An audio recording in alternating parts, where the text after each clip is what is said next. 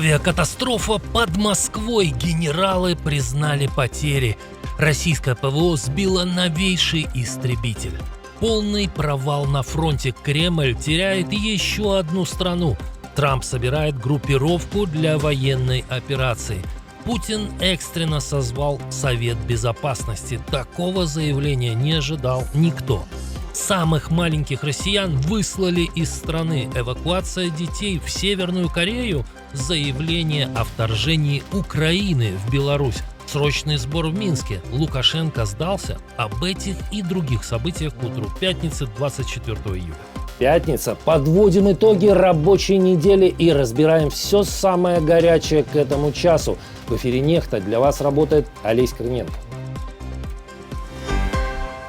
Россия потеряла свой новейший самолет-истребитель пятого поколения Су-57. Так берегут, что даже не используют на фронте. Сушка рухнула в Московской области недалеко от Звенигорода в Одинцовском районе. В Минобороны России уже подтвердили факт катастрофы. В ведомстве заявили, что пилот успел катапультироваться. Очевидцы утверждают, что после этого самолет упал и взорвался. Предварительная причина аварии – техническая неисправность авиационной техники, заявили в ведомстве. Правда, там так и не назвали тип самолета, назвав его просто учебно-боевым. Но российские СМИ уверенно пишут, что это все-таки Су-57. Примерная стоимость одного такого истребителя варьируется от 35 до 42 миллионов долларов. Однако реальная цена в зависимости от комплектации, вооружения, затрат на обучение и обслуживание может достигать и 100 миллионов долларов. Это машина пятого поколения. Я думаю, что лучшая в мире на сегодняшний день. Но позже появилась сенсация. Украинское разведывательное сообщество «Информнапалм» заявило, что падение Су-57 произошло не случайно, а в результате кибератаки на ПВО Москвы.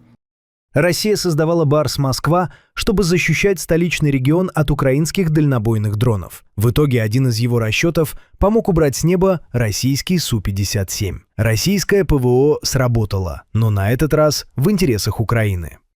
Z-блогер Владимир Романов в свою очередь намекнул, что причиной катастрофы мог стать дружественный огонь ПВО Барс Москва.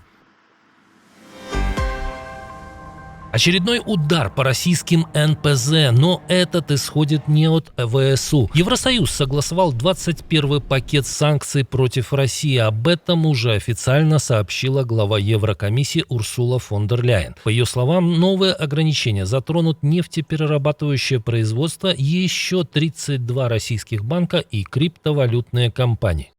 В то время как Украина набирает военный импульс, наши санкции продолжают подрывать экономические основы военных действий России. Под санкции, кроме российских НПЗ, попали и белорусские.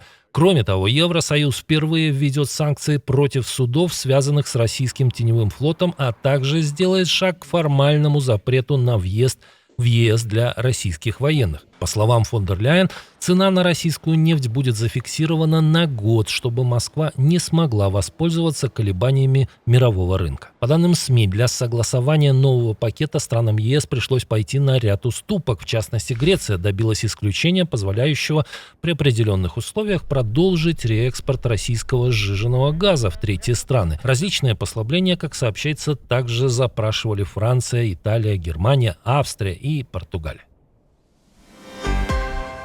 Новая опасность для Москвы. Вооруженные силы США могут войти туда, где себя уже несколько лет вольготно чувствуют российские военные. Администрация Дональда Трампа рассматривает возможность военной операции в африканском Мали против связанной с Аль-Каидой группировки Джамаат Наср аль-Ислам валь-Муслимин. Об этом сообщает The Washington Post со ссылкой на источники в Вашингтоне.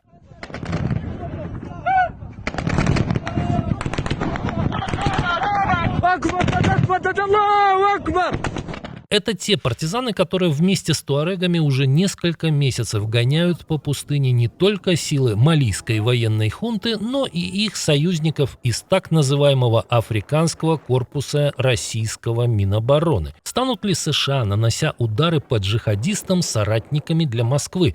Вряд ли. По данным The Washington Post, в Белом доме считают, что действия России не смогли остановить распространение терроризма в регионе. Представитель администрации Трампа заявил газете, что Москва доказала свою неэффективность как партнер Мали в сфере безопасности и выразил надежду, что другие африканские страны сделают из этого выводы. Последние годы альянс государств Сахеля, а это Мали, Буркина-Фасо и Нигер, после военных переворотов разорвали тесные связи с Западом и начали сотрудничать с Кремлем. Российские наемники находятся в Мали с 2021 года. Сначала там действовала ЧВК «Вагнер», а после гибели Евгения Пригожина ее сменил Африканский корпус, связанный с Министерством обороны. Российских военных и наемников неоднократно обвиняли в убийствах мирных жителей.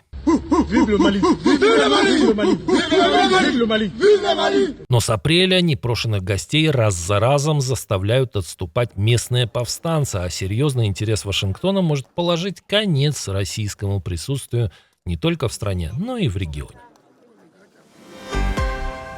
Пока новый министр обороны Украины, новый главком и начальник Генштаба уже вовсю приступили к своим обязанностям, Михаил Федоров продолжает оставаться вне обоймы. Владимир Зеленский рассказал о новом предложении. Я предложил ему несколько должностей. Последняя должность – вице-премьер по военным инновациям. Очень важно, чтобы была координация инноваций с руководством Минобороны, с руководством, с главкомом нашей армии, с Генштабом и, безусловно, с президентом Украины. Мы должны делать это каждый день. При этом ранее в СМИ Украины появлялась информация, что Федоров не намерен соглашаться ни на одну новую должность, кроме поста министра обороны.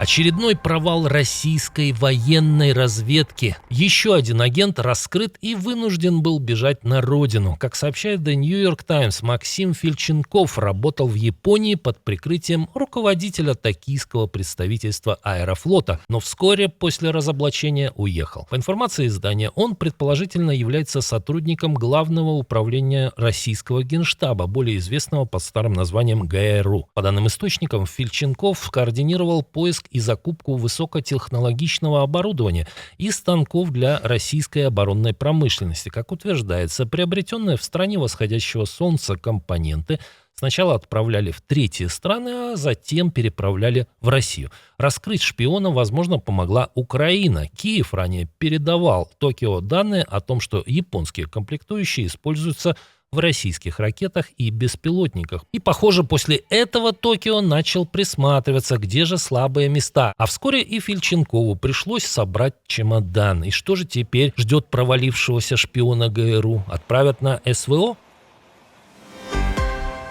Другой шпион-неудачник, Владимир Путин, по совпадению, в день выхода статьи в The New York Times посвятил тем самым комплектующим для военной техники целое заседание Совбеза.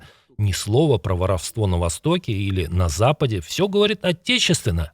Россия одна из немногих стран в мире, которая самостоятельно выпускает необходимые материалы, необходимые комплектующие, сырье для серийного выпуска перспективных и модернизации существующих образцов вооружения, военной и специальной техники. Причем по левую руку от хозяина Кремля в этот момент сидела Валентина Матвиенко, автор бессмертного мема о состоянии отечественной промышленности. Мы даже гвозди сами не производим в стране, которая выпускает столько металла. Жалко, что к совещаниям не подключают экспертов с мест. Смотрите, захерили все Валберес.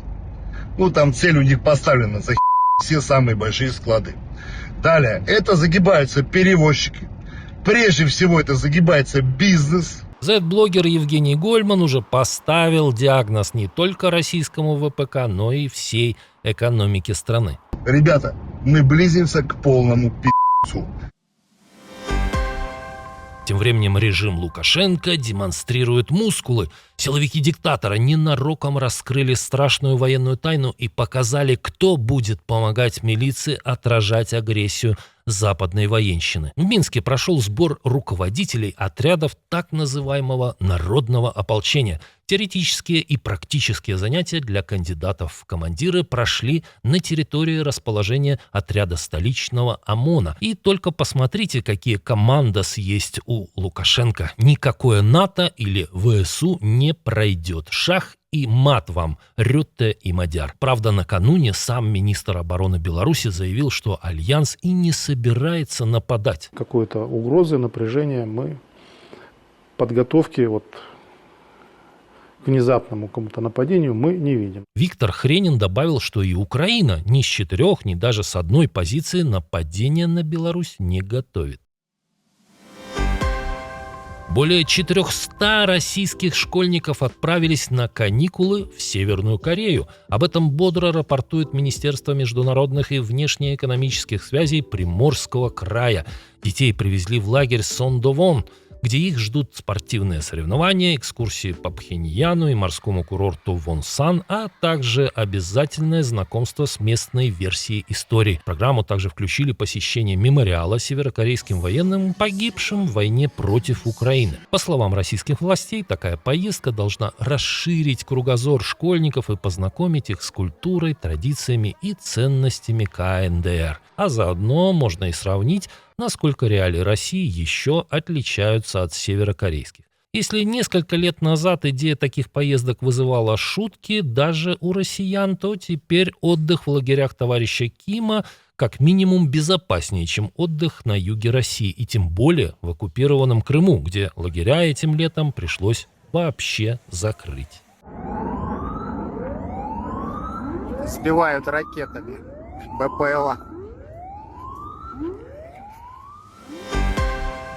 Пока вследствие возврата бумеранга войны в России горят НПЗ, нефтебазы и склады, а тысячи селлеров проливают слезы по товару, превратившемуся в пепел, тот, кто авантюру Путина поддерживал с самого начала и хорошо на ней зарабатывал, снова отжигает. Причем в буквальном смысле. Певец Ярослав Дронов в этот раз не лизал Байкал, а решил сжечь кое-что из личных вещей. И сегодня я навсегда попрощаюсь с тем, что многие годы рождала зависть, споры, слухи и сомнения.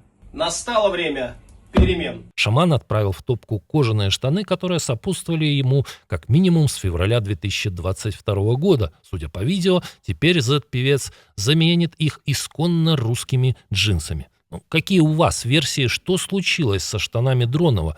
Может, это как-то связано с неудачами СВО? Кстати, после того, как шаман полизал байкальский лед, под него стали массово проваливаться автомобили. А что может произойти после сожжения штанов, остается гадать. Спасибо, что досмотрели до конца. Увидимся вечером.